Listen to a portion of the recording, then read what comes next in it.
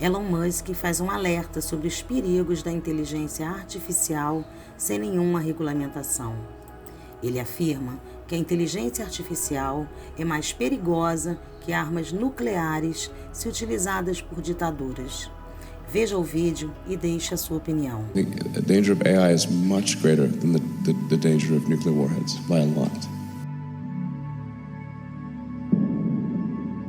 Mark my words, AI is far more dangerous than nukes.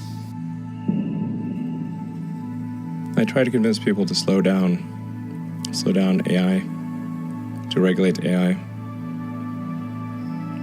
This was futile. I tried for years. The biggest issue I see with so-called AI experts is that they think they know more than they do. And they think they're smarter than they actually are. This tends to plague smart people. They define themselves by their intelligence, and they don't like the idea that a machine could be way smarter than them, so they discount the idea, which is fundamentally flawed. That's the wishful thinking situation. I'm really very close to the cutting edge in AI, and it scares the hell out of me. It's capable of vastly more than almost anyone knows, and the rate of improvement is exponential. It feels like we are the biological bootloader for AI, effectively. We are building it. And then we're building progressively greater intelligence. And the percentage of intelligence that is not human is increasing. And eventually, we will represent a very small percentage of intelligence. It's going to come faster than anyone appreciates. I think it's with each passing year, the sophistication of computer intelligence is growing dramatically. I mean, I really think we're on an exponential improvement path of artificial intelligence, and the number of smart humans that are developing AI is also increasing dramatically. I mean, if you look at like the attendance at the AI conferences, they're doubling every year. They're getting full.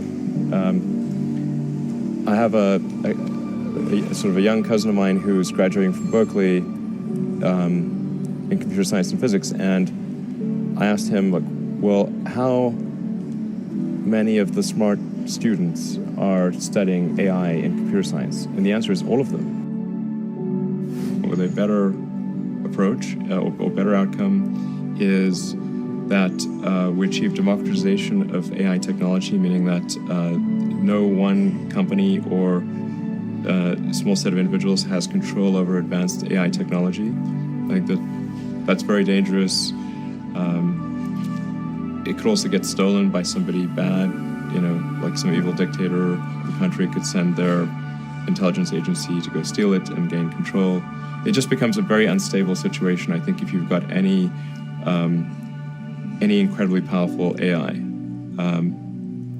You just don't know who's going to control that. So it's not as though I think that the risk is that the AI would develop a will of its own right off the bat. I think it's more that's the concern is that someone may use it in a way that is bad, and even if they weren't going to use it in a way that's bad, that somebody could take it from them and use it in a way that's bad.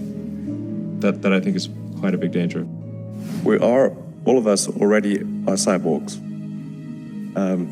So you have a machine extension of yourself in the form of your phone and your computer and all your applications. You are already superhuman. But by far, you have more power, more capability than the President of the United States had 30 years ago. If you have an internet link, you have an oracle of wisdom. You can communicate to millions of people. You can communicate to the rest of Earth instantly. I mean, these are magical powers that didn't exist not that long ago. So everyone is already superhuman. I think the singularity is probably the right word, because we just don't know what's going to happen once there's intelligence substantially greater than that of a human brain. I mean, most of the movies and TV featuring AI, they don't describe it in quite the way it's likely to actually take place. But I think you just have to consider, like, even in the benign scenario where AI, if AI is much smarter than a person, what do we do? Yeah. What job do we have? I have to say that when something is a danger to the public, then there needs to be some government agency, like regulators.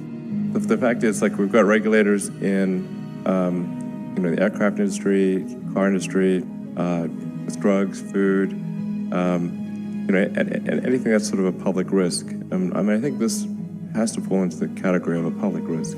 Usually there'll be some new technology. It will cause damage or death. There will be an outcry. There will be an investigation. Years will pass. There will be some sort of insight committee. There will be rulemaking. Then there will be oversight, eventually regulations. This all takes many years. This is the normal course of things. If you look at, say, automotive regulations, how long did it take for seatbelts to be implemented, to be required? The auto industry fought seatbelts, I think, for more than a decade. Successfully fought any regulations on seatbelts, even though the numbers were extremely obvious. If you had a seatbelt on, you would be far less likely to die or be seriously injured. It was unequivocal. And the industry fought this for years, successfully. Eventually, after many, many people died, regulators insisted on seatbelts. This time frame is not relevant to AI. You can't take 10 years from the point at which it's dangerous. It's too late. I'm not normally an advocate of regulation and oversight. I think one should generally err on the side of minimizing those things. But this is a case where you have a very serious danger to the public. And so therefore there needs to be a public body that has insight and then oversight to confirm that everyone is developing AI safely. This is extremely important. I think the danger of AI is much greater than the danger of nuclear warheads by a lot. And nobody would suggest that we allow anyone to just build nuclear warheads if they want. That would be insane. So why do we have no regulatory oversight? This is insane. And the intent with OpenAI is to democratize AI power. There's a quote that I love from Lord Acton. He was the guy that came up with power corrupts and absolute power corrupts absolutely, which is that freedom consists of the distribution of power and despotism in its concentration. And so I think it's important, if we have this incredible power of AI, that it not be concentrated in the hands of a few and potentially lead to a world that we don't want. I'm not really all that worried about the short-term stuff. The things that are... narrow AI is not a species-level risk. It will result in dislocation, in lost jobs, and the sort of better weaponry and that kind of thing. But it is not a fundamental species-level risk, whereas digital superintelligence is.